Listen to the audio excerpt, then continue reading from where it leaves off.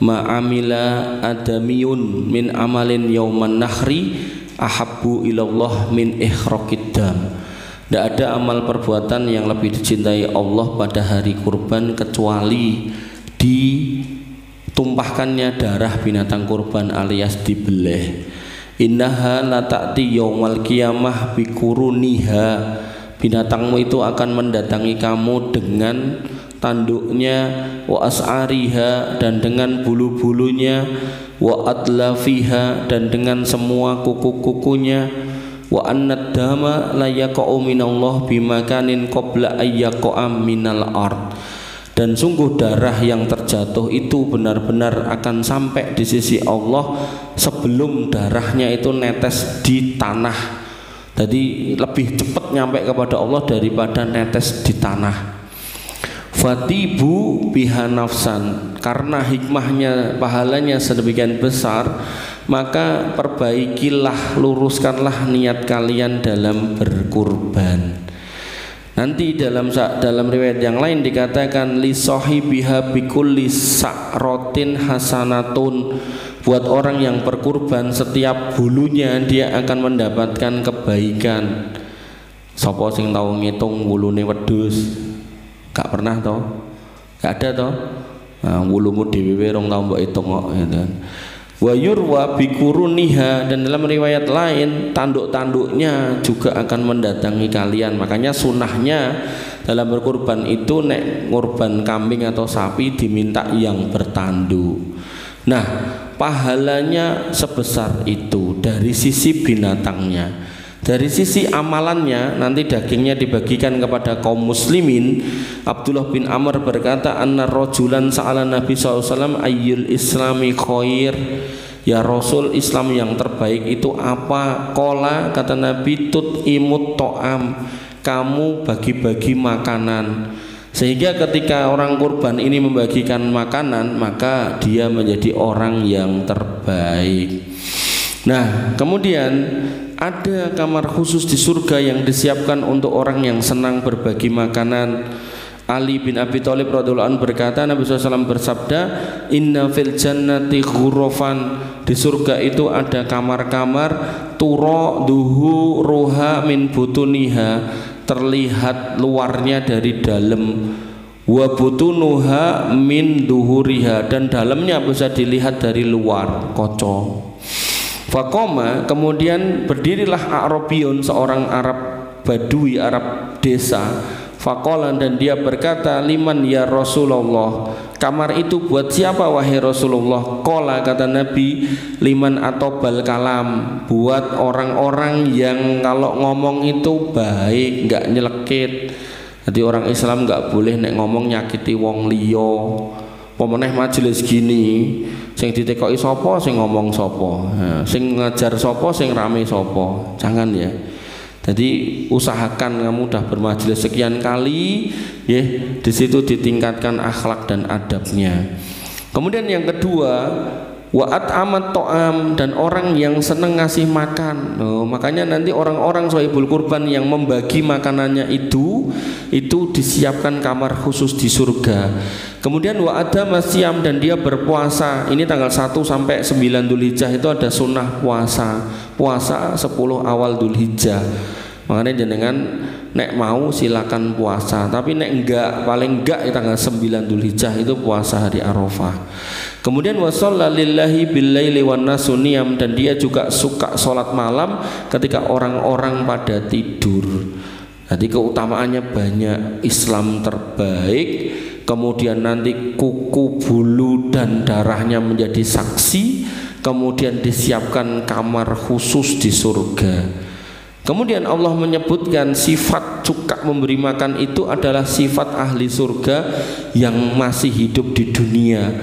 Allah berfirman pada Quran surat Al-Insan ayat 8 sampai 12, wa yut'imuna ta'am ala hubbihi miskina wa yatima wa asira. Orang-orang yang nanti masuk surga itu punya sifat karakter di dunia suka ngasih makan yang dia cintai. Daging kurban itu kan daging yang disenangi, karena dia disembelih di hari terbaik, disembelih oleh orang terbaik, diucapkan kalimat terbaik. Makanya itu daging paling baik sepanjang tahun. Makanya kemudian sebenarnya Sohibul Kurban itu pengen untuk memiliki semua, tapi kemudian cintanya itu kemudian diberikan kepada orang-orang miskin, orang-orang yatim, dan bahkan tawanan-tawanan perang mereka dikasih makan itu. Innama nut'imukum liwajhillah, bahkan mereka berharap tidak ucapan apapun dari orang yang diberi kecuali berharap dari sisi Allah pahala. La nuridu minkum jazaa'an wala syukura, kami enggak minta balasan dari kalian yang kami beri, dan bahkan ucapan terima kasih pun kami enggak ngarep-ngarep. Nek kowe ngucapke terima kasih ya alhamdulillah, nek enggak maka Sohibul Kurban tetap lillahi ta'ala. Kemudian pada ayat di 10-nya, inna nakhafu min rabbina yauman abusan qamtarira, dan kami sungguh takut pada hari di mana nanti banyak orang itu mukanya muka yang cemberut karena rasa takutnya. Dan orang-orang yang sering memberi makan orang lain, wabil khusus daging kurban, pada ayat yang 11-nya dikatakan fawaqahumullahu sarra dzalikal yaum wa laqahum nadrata wasurura, maka Tuhan mereka memelihara mereka dari kesusahan pada hari itu. Jadi orang-orang yang senang memberikan makan daging kurban tadi itu akan dijaga dari kesusahan hari kiamat. Kemudian diwariskan muka yang berseri-seri dan kegembiraan di hatinya. Kenapa? Jazahum bima sabaru, sebagai balasan atas kesabaran mereka beribadah sepanjang hidupnya. Jannata wa harira, dibalas dengan surga dan pakaian dari sutra. Nah, ikhwani fiddin azani Allah wa iyyakum, amal terbaik, Islam terbaik, mendapatkan balasan terbaik, kemudian disebutkan sebagai ahli surga, maka itu semua pahala buat Sohibul Kurban. Sohibul Kurban itu siapa? Orang yang membeli kurban lalu menyembelihnya. Bisa menyembelih sendiri, bisa diwakilkan, tidak apa-apa. Nah, ketika pahalanya sedemikian besar, nek memang kamu punya duit, makanya Nabi mengatakan manlahu sa'atun, siapa yang punya kelonggaran walam yudohi, kemudian tidak mau kurban, fala yakrobana musolana, jangan dekat-dekat tempat sholatku. Ini menunjukkan bahwasanya orang Islam yang punya duit tidak boleh kalau tidak berkurban. Jadi wong Islam pelit itu tidak boleh. Makanya kalau kamu mau berlatih, sebenarnya bisa mbok planning, kamu nyiapke celengan, mbok celengilah itu setiap hari 2000 atau 1000. Nanti sampai setahun ngumpul berapa bisa dijaluki tambah bapak ibumu nek niat tenan. Tapi kalian banyakannya tidak melakukan itu, tapi sing mbok lakoni nyelengi nggo tuku apa jar? HP, nggo top up, nggo tuku motor, itu mbok lakoni, padahal pahalanya gede banget. Nah, makanya kalau bisa, kalau memungkinkan, latihanlah sedino nyelengi 10.000, 20.000 ning nggon celengan. Nah, harapannya nanti sampai setahun itu ngumpul bisa mbok gunakan buat beli kurban. Maka kalau kamu lihat, mohon maaf, misal orang tuamu pelit nggak mau kurban, yo kamu sebagai anaknya jangan melu-melu. Nggak selalu orang tua itu diikuti. Kalau dia baik, alhamdulillah kita ikuti. Kalau dia kurang baik, ya kita jadilah anak yang lebih baik dari orang tua kita. Makanya nek kamu bisa nyelengi, kemudian kamu kurban, luar biasa. Itu akan menjadi barokah buat hidup kamu. Lah, nek memang bener-bener gak duwe alias ora enek, sing dicolengi yo gak enek gitu kan, maka keterlibatan kalian di dalam acara kurban, apakah mung goceki, apakah mung ngelus-elus, kan sosok sapi ngono kae kudu dilus-elus, ataukah gujer wedus, bahkan nek perlu kamu belajar beleh gitu kan. Maka kalau kamu terlibat di situ, Allah menyebutnya sebagai orang-orang yang terlibat dalam ketakwaan. Allah berfirman, wa ta'awanu 'alal birri wa taqwa. Tanda ketakwaan seorang mukmin itu ketika dia terlibat dalam kebaikan. Nek enek acara kebaikan kamu terlibat, kamu wong takwa. Tapi kalau ada acara baik kamu nggak mau terlibat, kamu milih acara yang jelek, maka itu namanya orang fasik. Ning kene boleh wedhus kowe wegah melu, ning kono enek acara dem-deman malah melu. Nah, itulah orang fasik. Makanya seorang mukmin yang ngaku beriman harusnya bercondong, bergeser kepada acara-acara yang lebih baik di tempat terbaik, yaitu masjid. Sehingga ayat berikutnya, kelanjutan ayat tadi, Allah mengingatkan wala ta'awanu 'alal ismi wal udwan, jangan tolong menolong di atas dosa dan permusuhan. Makanya enak pilihan, iki pengajian, iki dolan, kamu milih pengajian, alhamdulillah. Nanti ada kurban, ada tongkrongan, ya pilihanmu harusnya ikut di kurban. Raketan kue ngoceki kulit, nanti ada yang beseti, itu masih lebih baik daripada kamu nongkrong di tempat-tempat yang gak jelas. Dan orang-orang yang terlibat dalam kegiatan yang baik, Nabi SAW mengatakan man da'a ilal huda kana lahu minal ajri mislu ujuri man tabi'ahu la yanqusu dzalika min ujurihim syai'a. Nek kamu mampu ngajak orang ke tempat yang baik, melaksanakan yang baik, maka ketika dia melakukan yang baik dia dapat pahala, maka pahala itu digandakan terus dikasihkan ke kamu saya ngajak-ajak. Nek ngajak tok itu untuk pahala yang sama dengan yang mengamalkan, apalagi kue ramong ngajak, kue melu. Makanya tadi pahala yang besar si sohibul kurban bisa kamu dapatkan ketika kamu turut serta. Gampangnya ini, sohibul kurban kalau dia kurban 1 kambing atau 1/7 sapi, maka dia cuma dapat pahala 1 kambing atau 1/7 sapi. Nah, misal di sini dibeleh sapi 5, wedhuse 30, kok kowe melu, maka kamu walaupun ora kurban, kamu dapat pahala sapi 5 plus wedhus 30 dengan catatan bener-bener ngewangi. Ngewangi ki yo ora kudu nganti kabeh mbok ayahe ora. Wedhus 30 harus sapi 5 pas dibeleh kowe melu nyekeli, begitu itu terbeleh, termasuk di dalamnya adalah bagian dari usaha kamu leng gocei, maka begitu kebeleh 1 kamu dapat pahala 1, kebeleh 2 dapat pahala 2, kebeleh 3 dapat pahala 3, sampai semua tersembelih kamu dapat pahala semuanya, padahal kowe ratuku. Makanya jangan sampai kamu ndak terlibat. Oh, aku ndak terlibat di mbeleh, aku terlibat di nguliti. Lah monggo, wedhuse digletak lagi dikuliti kowe melu, nanti ki rampung pindah rono kowe melu. Oh, aku ndak terlibat di nguliti, aku terlibat ning nggon ngumbahi apa kae blondote, melu silakan. Oh, aku nggak terlibat di situ, aku terlibat di meceli, yo silakan. Maka apapun keterlibatan kamu, selama kamu ada di wilayah ngurusi itu tadi, kamu mendapat pahala yang sama dengan sohibul kurban. Bahkan dibandingkan sohibul kurban yang 1, kamu bisa lebih banyak dengan catatan bener-bener melu. Apa meneh misal panitiane pangerten dimasakke, dicepakke panganan, malah wis genah guyub rukun gayeng ya toh. Kemudian makan makanan paling enak, paling halal, paling istimewa sepanjang tahun, daging kurban. Kenapa kok istimewa?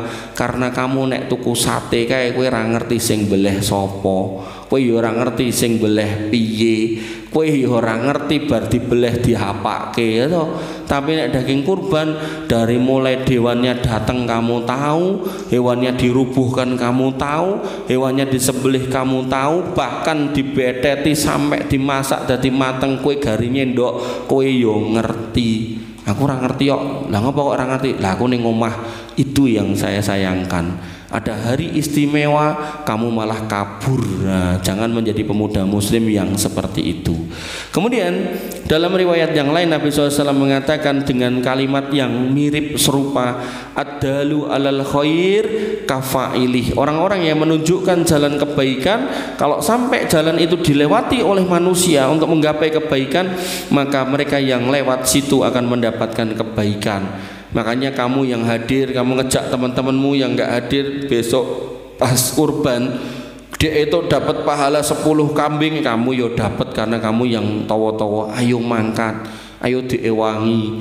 Iki masjid kita, iki tempat kita beribadah, tempat kita berkumpul, tempat kita guyub rukun, bahkan ning kono ya enek wedhuse pakmu, sapine pakmu sing dibeleh, mosok kowe anake pakmu kowe ra ngewangi, ayo mangkat, koncone mangkat entuk pahala meneh.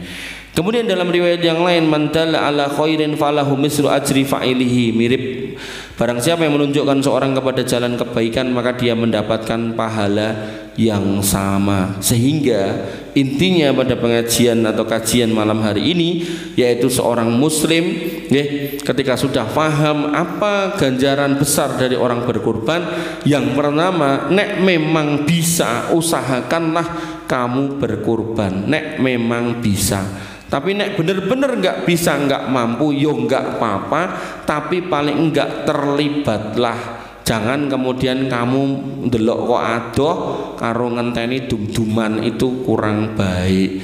Jadilah muslim yang baik, pemuda muslim yang baik, yang nek perlu catatkan dalam cerita lembaran hidupmu kenangan indah pernah kumpul di masjid bareng-bareng teman sebayamu ngurusi kurban bareng. Aku zaman seumuran kamu tuh dulu kambing itu datang sehari atau 2 hari sebelum kurban, ditaruh di tempat tertentu, kita itu jaga giliran itu. Jadi sampai jam 12 nanti ganti. Karena yo nggak tahu mungkin kambingnya nek sing meh nyolong atau gimana, karena pinggir jalan toh di masjid Mujahidin itu kan. Nah maka seperti itu nanti ning kali yo gantian seru-seruan. Makanya kenangan-kenangan itu jangan sampai nggak ada dalam cerita hidupmu. Engko nek arep cerita karo anake mosok mau ngarep ngapusi, Pak mbiyen zaman enom melu ngumbah blondot.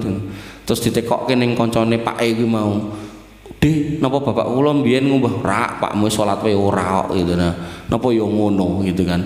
Maka silakan kamu rangkai cerita hidupmu di dalam lembaran masa lalumu yang nanti akan jadi masa lalu tentunya. Nek kamu pernah terlibat di masjid ini ya, membantu nyengkuyung ngeramekke nggayengke prosesi kurban yang ada di sini. Mungkin itu yang bisa saya sampaikan. Silakan kalau ada yang mau nanya. Kalau nggak ada aku pulang.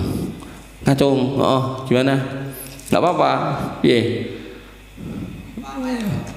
Umpama, oh. Iki sedotane ndi, Bro? Ora nek sedotane. Oke, yang kurban non muslim. Ya. Matur nuwun jazakallahu khair. Gak apa-apa, itu pertanyaan bagus loh. Pertanyaan pertama, kalau yang kurban non muslim halal apa haram? Apa? Burine salib. Willy Salim. Oke. Jadi Nabi SAW itu dalam 2 riwayat pernah menerima hadiah orang non muslim. Di riwayat yang lain pernah menolak hadiah orang non muslim. Nah, para ulama menjelaskan kenapa Nabi menolak, karena ketika diberikan orang non muslim ini menginginkan Nabi itu melakukan sesuatu yang bertentangan dengan keyakinan kita. Misal kowe dikei terus kon ibadah kaya dhek, nah kayak gitu ditolak aja. Tapi kalau dia pengen kurban tur ndak ada syarat apapun, nah terimalah dalam kondisi hidup, sembelihlah kamu sebagai orang Islam ya toh, maka ndak apa-apa, dagingnya halal. Buat dia tidak bernilai ibadah, tidak bernilai pahala. Nah, dagingnya bisa kita makan. Paham ra? Tapi nek aku melu ning aku sing beleh, nah niku jenengan bilang ampun jenengan, kita-kita aja yang beleh biar sama-sama enak. Dengan catatan itu bukan dalam rangka negosiasi ibadah lo ya. Kok nek kemudian iki mbok gendeng mbok beleh ning kene, sok nek aku Natalan kowe melu, nah kayak gitu ndak boleh gitu. Jangan diterima. Itu pertama itu. Kemudian yang kedua, pertanyaan yang biasa beriringan dengan itu, apakah tetangga kita yang non muslim boleh dikasih? Jawabannya boleh. Dalilnya apa? Allah Subhanahu wa taala berfirman, la yanhakumullahu anil ladzina lam yuqatilukum wa lam yukhrijukum min diyarikum antabarruhum wa tuqsitu ilaihim. Allah tidak melarang kamu itu berbuat baik, berbuat adil pada orang-orang non-muslim yang tidak menyakiti kamu. Makanya kalau tetanggamu non-muslim itu baik orangnya, baik dalam artian orang ngerusoi uripmu gitu loh, orang ganggu kamu gitu kan, maka dibagi aja daging kurbannya, ndak apa-apa, dikei gitu. Jadi enek Billy Salim ning kene dikei gitu. Dah, pertanyaan bagus loh itu. Ada lagi nggak? Silakan, tanyalah, monggo Mbak.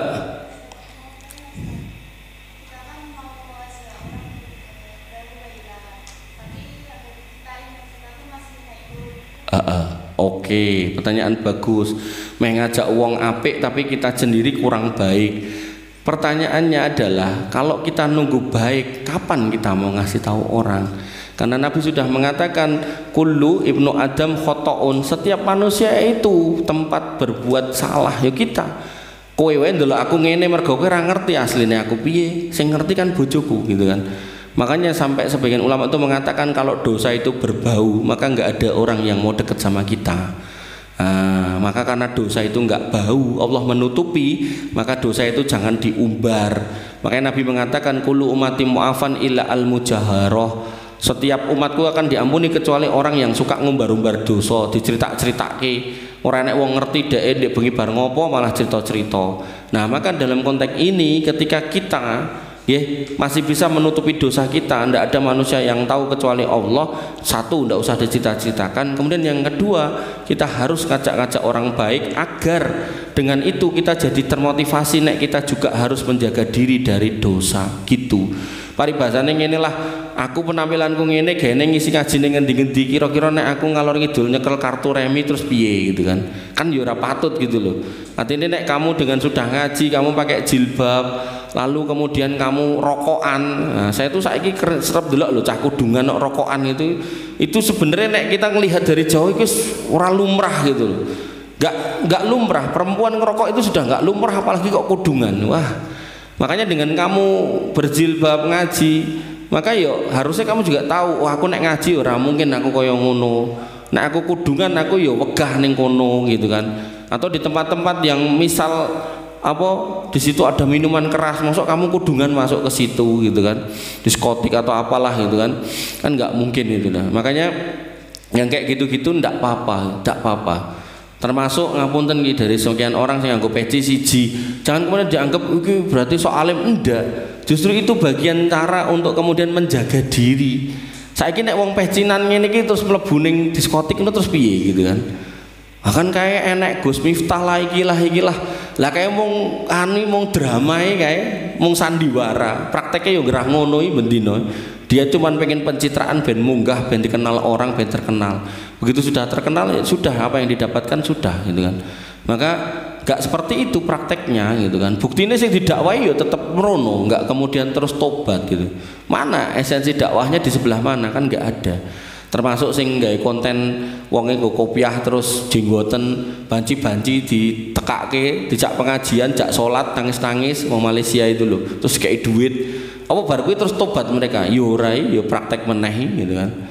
Artinya itu kan cuma buat kepentingan konten gitu. Nek kayak gitu-gitu jauhilah gitu. Makanya kita jangan pernah mengikuti bisikan setan yang mengatakan kalau nek kowe urung apik aja ngajak kancamu apik, karena ndak ada orang yang bebas dari dosa, ndak ada. Bahkan saya pun banyak dosa, hakul yakin banyak dosa. Dosane apa ya tak simene dhewe, kowe rasa ngerti. Makanya dalam konteks kamu ya ajaklah temanmu di kebaikan. Nanti nek dia pun mengungkit masa lalumu, ya sudah biarkan. Aku emang biyen pernah nglakoni dosa, ning kan wis biyen. Saiki aku wis ora. Apa meneh kowe biyen nglakoni dosa kuwi gara-gara aku, lah saiki nek tugasku ngandani kowe. Kok saiki aku mbok balekke kaya ngono, ya wis tak tampa ora apa-apa, biyen aku ya kaya ngono gitu. Makanya saya secara pribadi itu enggak terlalu seneng untuk interaksi dengan teman-teman masa lalu lah, teman SMA khususnya gitu. Karena ya mereka itu nek delok saya hari ini mesti ya kelingannya zaman biyen gitu loh. Jadi enggak akan melihat yang sekarang. Makanya saya enggak terlalu nek diajak reuninan itu enggak terlalu minat saya itu gitu. Karena nanti nek reuninan bahasanya sing biyen gitu loh. Kowe biyen pernah ngene, kowe biyen pernah ngono gitu kan. Padahal mungkin kita hari ini sudah enggak pernah berbuat itu gitu kan. Nah, yang kayak gitu-gitu saya malas gitu. Ada lagi? Silakan. Laki-laki ya, perempuan laki-laki. Oh, piye Mas? Oh. Nggih. Wong Bulu. Oh, wong Bulu juga.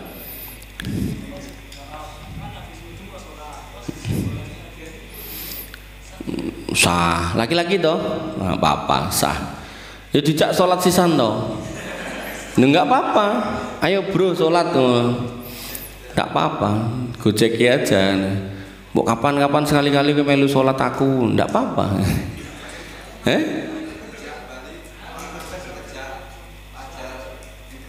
Malahan, ya ora gelem lah. Nek dijak balik ya wegah. Tahu kowe dijak ning gereja? Malahan. Lah iya, lah kowe ngejak salat kowe pekewuh kono malah ngejak ning gereja. Kendel kono berarti cemen berarti. Jak salat lah. Ayo salat dah. Nggak apa-apa ya. Jadi mereka misal nanti pas Idul Kurban ngewangi bedeti ya nggak apa-apa ya. Yang penting jangan dikasih pisau untuk beleh gitu. Ada lagi, oh kono mau, maaf, oh apa? Pemain judi, oh.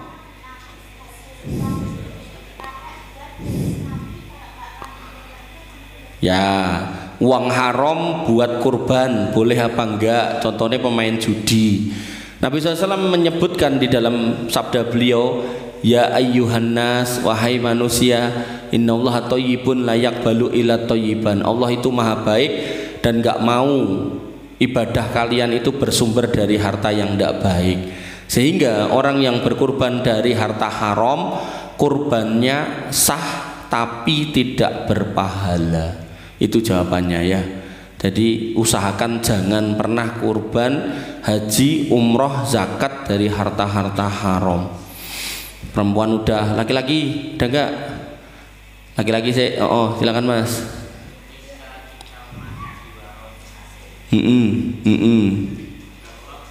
Nggak tahu. Lah taunya dari mana? Nah kan kita gini, untuk menyatakan itu kita harus tahu. Jadi ketika kita menuduh, kan bahasanya sudah menuduh gitu kan, ini nggak sesuai syarat Islam, maka kita harus bisa membuktikan. Nah, memang benar kita ndelok, nah monggo. Tapi kalau ndak lihat, yo kita mengembalikan kepada hukum asalnya, berarti udah disembelih dengan cara yang baik gitu.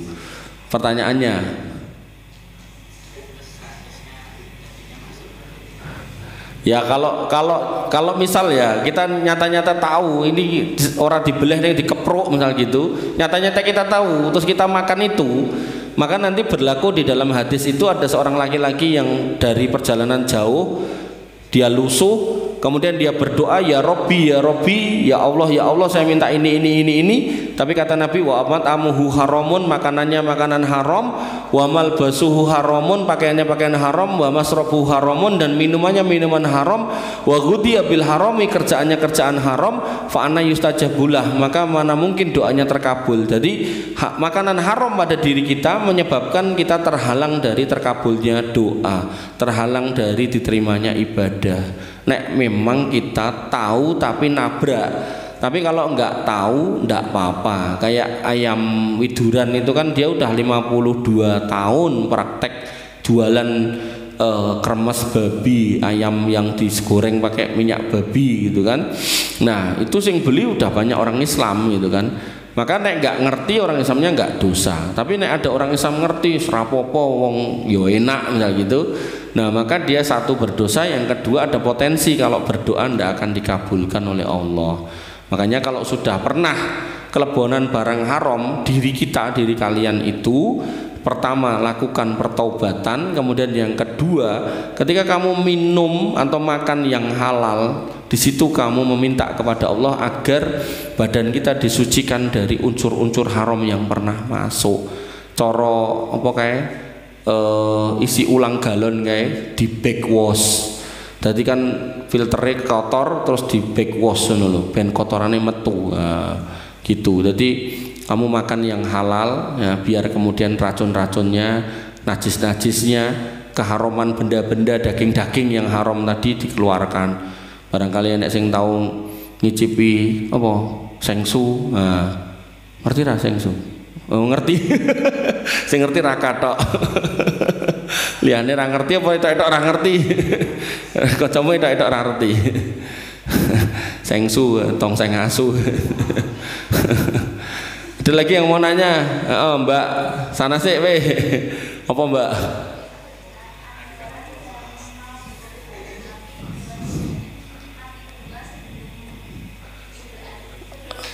Ya. Baik. Nabi SAW pernah berkhutbah Idul Adha, begitu selesai Nabi melihat ada kambing yang sudah disembelih. Maka Nabi mengatakan mandabaha qabla shalah falyatbah makanahu. Barang siapa yang menyembelih ini tadi sebelum selesai sholat id, kok wis dibeleh sadurunge sholat id rampung, ijolono. Maka sohibul kurban yang hewan kurbannya mati sebelum sholat id, dia harus mengganti, ditukar dengan yang baru. Gitu Mbak. Oke, monggo. Laki-laki ada enggak? Raka? Ngacung ini rasido. Oh, sing dhuwur ngono lho. Ah, piye?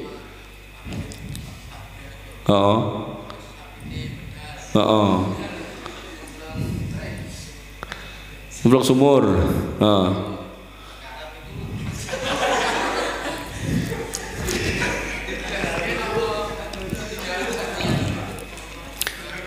Ya. Jadi ketika dia nyemplung sumur dan sekarat, namanya sekarat itu kan berarti meh mati. Nek randang mbok beleh engko dadi mati, berpotensi jadi bangkai, jadi sia-sia, maka mending dibeleh gitu loh. Dibeleh, nah sohibul kurban ya harusnya patungan meneh tuku meneh sing anyar, harusnya. Tapi biasanya moh. Nek wis moh ya berarti dia cuma dapat daging yang disembelih sebelum sholat, statusnya bukan kurban tapi sembelihan biasa gitu. Ya, jadi harusnya sohibul kurban itu patungan lagi, beli lagi. Ya ora kudu sing gede seperti itu, rodok cilik ya ora apa-apa. Sementing umur ya. Gitu. Monggo Mbak, kamu apa?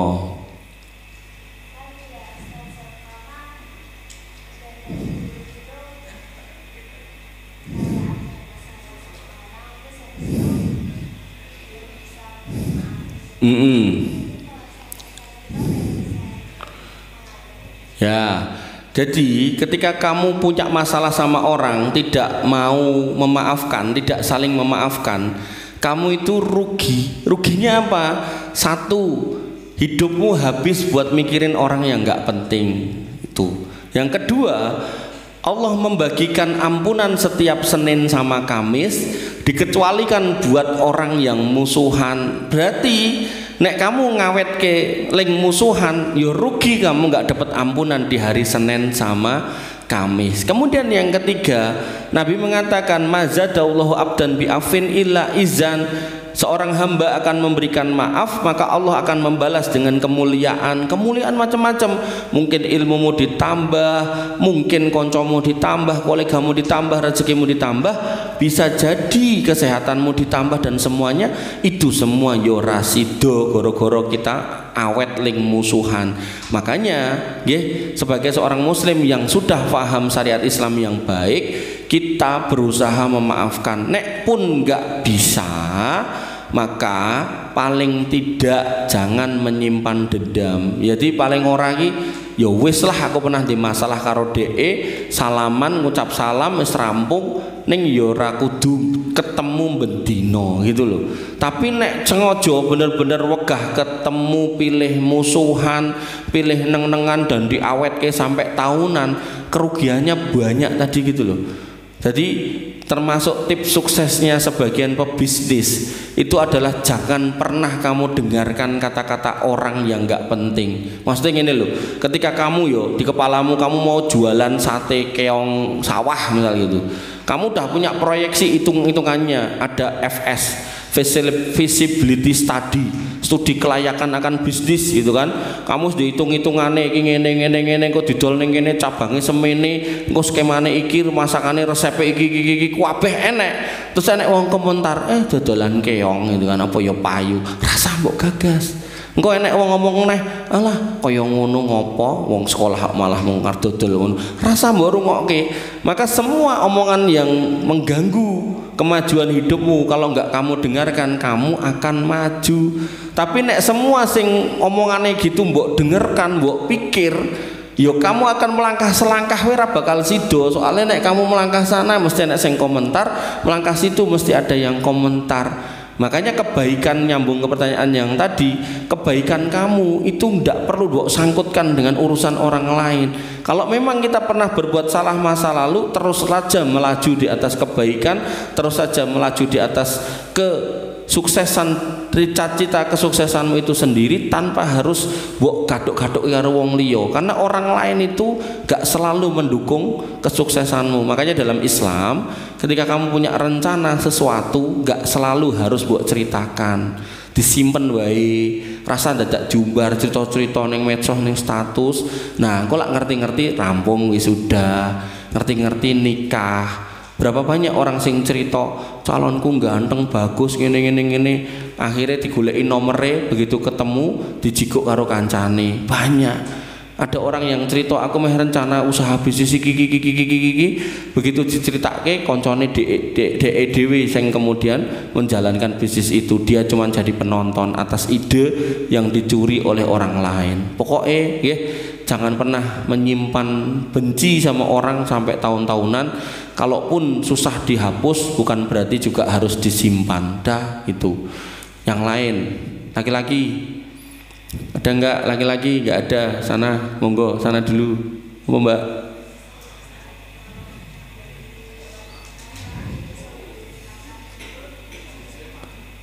Membeli hewan kurban tapi pisaunya tumpul. Nah, maka orang yang menyembelih itu kalau sampai pisaunya tumpul ya dia berdosa karena menyakiti hewan. Makanya Nabi SAW pernah memerintahkan Ibunda Aisyah ambilkan pisau. Begitu pisau sudah diambil, anggaplah ini pisau sudah dipegang gini, Nabi enggak kemudian diladingi tak cekesi, enggak. Nabi langsung mengatakan ungkalen. Ini menunjukkan bahwasanya seorang muslim kalau mau beleh itu harus diungkal, dan setelah beleh yo diungkal meneh. Jadi pas awal kayak diungkal sing landep, begitu bar dinggo diungkal seret untuk memastikan ketajamannya. Karena kalau sampai dia kekek ora tugel urate, maka si yang nyembelih itu berdosa. Jadi seorang muslim itu gak boleh menyakiti, jangankan menungso, bahkan hewan itu gak boleh disakiti. Makanya saya mungkin pernah cerita di sini toh, kadang itu ada psikopat, orang yang kejam sama orang, itu berawal dari seneng nyakiti binatang. Nyekel jangkrik dipreteli, ngerti semut melaku dicoblosi nganggo, dinyosi nganggo kubat nyamuk, terus ngerti apa kuwi jenenge kucing digerujuk banyu panas gitu kan. Nah awalnya dia berbuat dolim sama hewan, nanti kemudian kurban dia seneng nek belai kuwi rada ngrekasake kewane. Nah nanti puncaknya dia ketika punya akses sudah nggak nyaman, sudah nggak enjoy dengan menyakiti binatang, dia akan menyakiti manusia dan nggak verbal lagi, fisik. Jadi mungkin wonge nek kowe ndelok ning berita-berita kuwi lho, dimutilasi, wonge dikebiri lah, pokoknya aneh-aneh. Makanya hati-hati sama orang-orang seperti itu. Makanya Islam menghalangi potensi orang menuju kerusakan mental seperti itu. Makanya dalam kurban itu kita diminta untuk menggunakan pisau yang paling tajam, diungkal setiap kali mau dipakai. Nah, gen kowe entuk pahala gede, nek enek sing beleh kuwi begitu dhek bar meleh leren diluk sauten ladinge, Pak tak ungkalke srek go. Ngono. Itu untuk ganjaran akeh kowe. Dadi ora kudu sing beleh kamu, ngungkalke yo ganjarane akeh. Oke, ada lagi yang laki-laki? Laki-laki enggak ada. Oke, Mbak, gimana, Mbak?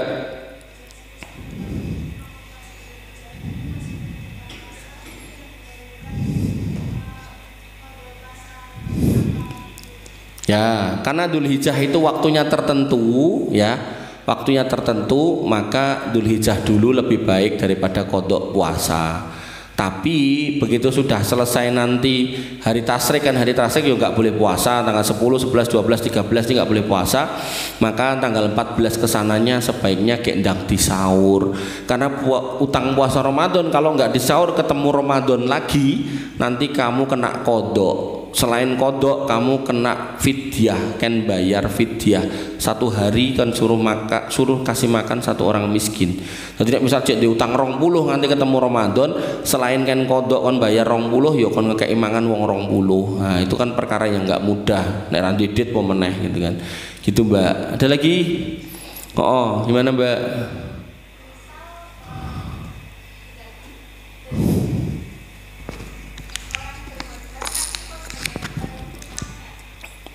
Oke, maka dia nggak dapat pahala kurbannya. Karena makanya tadi Nabi SAW mengatakan ketika meminta kita untuk berkurban, dalam akhir kalimat Nabi mengatakan fatibu biha nafsan. Bulunya, kukunya, tanduknya akan menjadi saksi buat kamu di akhirat. Kalau kamu sudah berkurban, maka perbaikilah niat kamu dalam berkurban. Ikhlaskanlah, relakanlah, nggak usah pamer. Nah, sembelihannya tetap sah, dagingnya tetap halal, boleh mau makan. Nah, tapi orangnya gak dapat pahala di sisi Allah Subhanahu wa taala. Mesake eman. Reza mau nanya? Oh enggak, kukur-kukur tok. Mbak.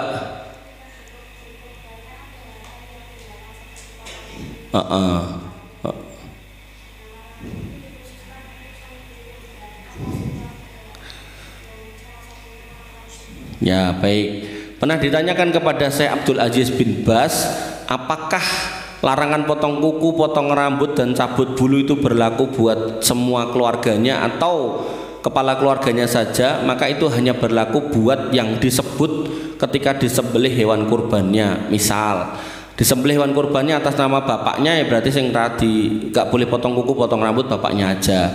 Tapi kok di keluarga itu ya berkurban istrinya, maka istrinya itu ndak boleh disebut potong kuku, potong rambut dan cabut-cabut bulu. Jadi semua yang nanti disebut di dalam penyembelihan, kan nyembelih itu bismillah Allahu akbar, Allahumma taqabbal hadza min fulan wa ahli baitih, ya Allah terimalah ini kurban bapak ini dan anggota keluarganya.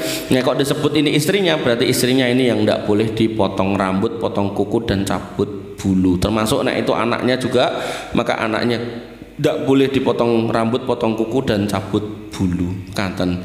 Nah kalau sohibul kurbannya ini adalah panitia, maka panitianya nggak boleh potong rambut, potong kuku sama cabut bulu. Tapi nek panitianya nggak kurban, mau ngewangi beleh tok, maka panitia boleh potong rambut, potong kuku dan cabut bulu. Sehingga anak-anak yang tidak berkurban, istri-istri yang tidak berkurban, maka boleh potong rambut, potong kuku dan cabut bulu. Gitu. Ada lagi? Ada lagi nggak?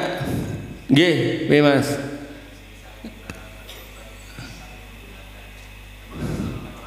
Mengatasnamakan orang lain. Orang lain ini siapa? Orang tua. Baik, orang tuanya udah beda rumah? Masih satu rumah. Oke. Jadi misal orang tua kita tidak mampu, anaknya mampu, maka anak ini mau berkurban, idealnya gimana? Atas nama anaknya atau orang tuanya? Kalau masih satu rumah, maka idealnya atas nama bapaknya, kepala keluarga di rumah itu.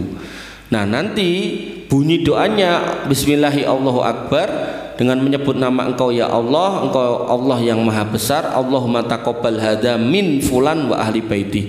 Ya Allah terimalah kurban ini dari bapak si ini dan keluarganya. Maka kurban bapak kepala keluarga akan tercakup pahalanya ke anak-anak yang masih di satu rumah. Tapi kalau sudah beda rumah, maka diperbolehkan anak menyembelihkan kurban untuk bapaknya yang beda rumah, bahkan bapaknya yang sudah meninggal, dengan catatan anak itu yo berkurban. Nanti ini kurbannya nggak cuma satu tapi dua. Tapi nek kurbannya satu tok, idealnya yo atas nama anaknya saja. Kenapa? Ada keutamaan melihat binatang disembelih, bahkan ada keutamaan menyembelihnya, bahkan ada keutamaan nama kita disebut beriringan dengan menyebut nama Allah gitu. Ya, jadi nek mung siji ideale jenengan, tapi nek dua monggo sijine atas nama bapake, baik yang masih hidup maupun yang sudah wafat. Tapi nek serumah maka satu aja atas nama bapak yang hidup dan keluarganya, termasuk kita di situ. Mekaten. Ada lagi? Oke, lagi gimana? Oh.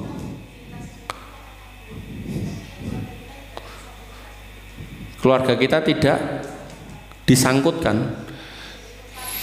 Nah, kalau jenengan masih satu keluarga, ini pertanyaannya mirip pertanyaan Mas Indra tadi. Jadi kalau kita masih satu rumah sama orang tua kita, delalah kita sing sugih, mungkin kamu karena main medsos terus kamu dapat penghasilan gitu kan. Nah, maka duitmu itu belikan kambing atau sapi, terus jenengan bilang ke bapak, Pak, mangkurban atas nama jenengan dan keluarga, sekeluarga gitu loh. Itu lebih utama sehingga nanti mendapatkan pahala itu dari bapaknya, istrinya, anak-anaknya. Tapi nek yang kurban jenengan tok sebagai anak, pahalanya belum tentu sampai kepada orang tua. Walaupun nanti ada ulama yang berpendapat anak solih kalau beribadah atau berkurban maka bapaknya dapat pahala itu. Sing intine sing sesuai sunah niku bapake. Selama masih satu rumah loh ya. Tapi nek beda rumah monggo nggak apa-apa.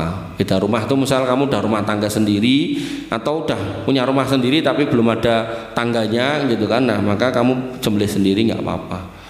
Paham? Oke, ada lagi? Cukup? Baik, oke, pripun Mas? Oh, navigasi. Walah, tekoke ning kene. Nggih, izin bertanya, jika menyembelih dengan pisau tajam yang terkena kotoran sapi bisa menajiskan daging yang disembelih dengan pisau itu, benarkah? Ya, kotoran yang najis itu adalah satu kotoran manusia, itu wis jelas.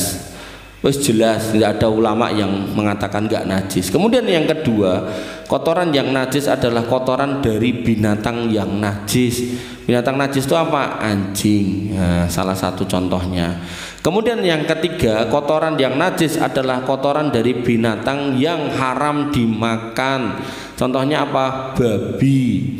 Jadi nek babi dilarang dimakan, maka kotorannya menjadi najis. Kemudian yang ketiga, kotoran yang najis adalah kotoran dari binatang yang diperintahkan untuk membunuh. Contohnya apa? Tikus. Tikus itu diperintahkan untuk membunuh. Maka telek tikus itu najis. Makanya jangan koleksi telek tikus, gitu kan. Nah, ning omah akeh telek tikus. Nah, kemudian berikutnya, kotoran yang najis adalah kotoran yang kita dilarang untuk memakan udah. Sehingga binatang yang halal dimakan itu kotorannya tidak najis. Artinya kotoran wedhus, kotoran sapi, kebo, kuda, ayam itu ndak najis. Lah tapi mambu Mas, mambu sama najis bedakan. Nek najis itu gini loh, ketika kamu sholat pakai baju najis, maka sholatmu nggak sah, kudu mbok baleni. Tapi nek misal kamu ngelemboro ngeluku neng tempat yang jauh, nggak bawa baju ganti, delalah pas ngeluku kuwi bajumu kotor, mungkin ngon sawai barang dikei telek kebo gitu kan. Kamu nggak punya baju ganti sedangkan kamu harus sholat duhur karena engkau mulihmu maghrib gitu kan. Mau nggak mau kamu harus sholat, ya kamu bersihkan itu bajumu itu dan kamu sholat. Kok misal enek cipratan telek kebo, maka sholatmu sah walaupun kurang afdol karena pakai baju yang kotor. Kotor nggak selalu najis, bau nggak selalu najis. Sehingga kotoran kebo, kotoran ayam, sapi, kambing, kuda itu tidak najis. Makanya nek pisaunya kena kotoran sapi ya toh digunakan buat beleh ndak apa-apa, cuman nek kotor biasane ora landep, nah itu aja. Jadi nek biasane saya itu nek meh beleh gitu iku diungkal, nek ra diungkal iku siladine itu dileletke ning awake kewan sing wis mati tadi lho, tinggu ngresiki gitu darahnya atau ngresiki kotorannya. Ada lagi yang mau nanya? Nggih. Endi? Oh, jenengan nanya lagi, apakah membatalkan wudhu? Nek kotorannya kotoran sapi ndak. Jadi jenengan misal sholat atau jamaah, misal hidungmu mampet, pilek gitu loh, wes sholat gitu kan. Nah, sampai rampung, sebelahmu ngomong, Mas, bokongmu keprot telek sapi no. Wah. Terus buat delok ini, oh iya ini, sholatmu tetap sah gitu loh. Cuman kamu ngregeti masjid gitu loh. Itu aja. Bedakan kalau itu kotorannya telek kucing. Kucing itu kan dilarang dimakan, maka kotorannya najis. Mas, bokongmu keprot telek kucing, buat delok gitu teleknya jek utuh kaya telek kucing dawa ngono kae to. Nah itu ya berarti kamu batal baleni. Terus karpete ini harus dicuci, ora mung diresiki tok, bener dicuci karena itu najis gitu ya. Makanya ada masjid niku enek cah cilik ning masjid terus nguyuh entah ngompol atau apa teles to itu karo pengurusnya itu mau dibunderi kapur ngono tok. Awas uyuh gitu kan. Iku yo enggak bener. Itu harus digulung, dikumbah karena itu udah najis, nggak bisa buat sholat gitu ya. Makanya kenapa wanita itu ketika datang bulan nggak boleh masuk masjid karena haid itu termasuk najis. Gen hati-hati ben orang netes kuwi lho. Kan nek netes kan enggak kerasa toh. Wong nek netes kan yo ora terus muni mak klutik gitu kan. Jadi kan pas netes itu lho kamu lewat sana sini kan enggak ada tuh suara klutik apa klotak itu kan ra enek gitu kan. Nah, maka nek nganti najis kan mesake orang yang sholat di tempat najis itu terus nanti sholatnya ndak berpahala atau kemudian doanya ndak didengar Allah kan mesake gitu loh. Ya, jadi makanya ketika kamu yang haid gak boleh ke masjid itu bukan berarti terus melarang dalam artian kon ngedoi masjid, enggak, lebih kepada kita harus paham, oh iya ding aku kan ada najis, engko nek misal tembus ya sewayah-wayah di tempat di masjid, nah nanti tidak mengotori ya. Makanya misal kamu di teras sana atau mungkin di sebelah mana jadi ketok gitu loh kalau kemudian tembus itu gitu. Ada lagi Mas, Mbak? Cukup? Baik teman-teman yang dirahmati oleh Allah Subhanahu wa taala, ini ya materi yang bisa saya sampaikan. Intinya ini materi request dari Pak Takmir, dalam hal ini Pak Kuat ya, mungkin ada yang nyeluk Om, ada yang nyeluk Pak D, ada yang nyeluk Mbah wis. Nah beliau merequest agar kalian itu bisa ikut serta bergabung, mendukung, membersamai bapak-bapak dalam berkurban, karena ya pahalanya besar ketika kamu berkurban. Delalah kamu masih muda, anggaplah kamu nggak punya duit senajan tuku HP gitu kan. Nah maka paling ora dengan kebersamaanmu di dalam kurban itu kamu juga bisa mendapatkan pahala yang sama sebagaimana para sohibul kurban melakukan kurban itu. Dan wabil khusus tadi saya sudah bilang, kamu itu akan punya masa depan, cerita di masa depan, maka pastikan masa lalu kamu itu terisi dengan cerita-cerita yang baik, dengan kenangan-kenangan yang baik, bukan kenangan-kenangan yang buruk. Dan kenangan yang buruk itu nggak perlu diceritakan. Cerita terus dia anak cerita Pak Embien mantannya 23 ora perlu gitu kan. Mantan apa Pak? Mantan wong wedok sing nolak Pak E. Oh iya. Malah ngenes ya gitu. Jadi jangan nggak usah cerita-cerita yang gitu. Oh mbiyen Pak E ngewangi beleh sapi dikumbah ning Bengawan, Pak E sempet keli kecantol ning nggon kae bendungan. Nah, ngono-ngono kuwi lho diceritake. Tapi nek kemudian apa jenenge cerita-cerita sing elek-elek wis rasa diceritake ya. Sapine Pak E mbiyen pas nguceki sapi malah diseruduk sapi, pas nguceki wedhus malah kleru meh dibeleh lah. Sing ngono-ngono kuwi lho critakake. Sing elek-elek ora usah diceritake ya. Jadi kenangan-kenangan seperti itu indah bener saestu. Makanya saya tuh selalu mengenang di masjid situ waktu saya masih kecil tuh sama teman bertiga ngepel masjid. Teman sing liya wis kelayap, kita bertiga ngepel masjid dan saya selalu ulang-ulang. Kami bertiga itu ndak enek sing urip susah, ndak enek. Makanya sing sisone iku ya ngono kae uripe. Makanya kamu tau kalau seneng ning masjid, saya yakin hidupmu tuh bakal dijaga, ditoto sama Allah. Tapi nek kowe ra gelem ning masjid, alergi karo masjid, sekali ning masjid terus kepanasan, nah wis kamu yo mati-matian noto hidup kamu dan bisa jadi yo kamu bener-bener akan mati karena pusing mikirnya hidup. Karena semakin kesana itu hidup tuh makin keras. Ya, maka jangan kamu memandang kerasnya hidup, tapi fahamilah kalau hidup itu yang punya Allah. Nek kamu kembalikan kepada Allah di rumah di antara rumah-rumah Allah, Allah yang akan nata hidup kamu. Begitu kurang lebih saya mohon maaf. Walafu minkum subhanakallahumma bihamdika asyhadu an la ilaha illa anta astaghfiruka wa atubu ilaik. Assalamualaikum warahmatullahi wabarakatuh.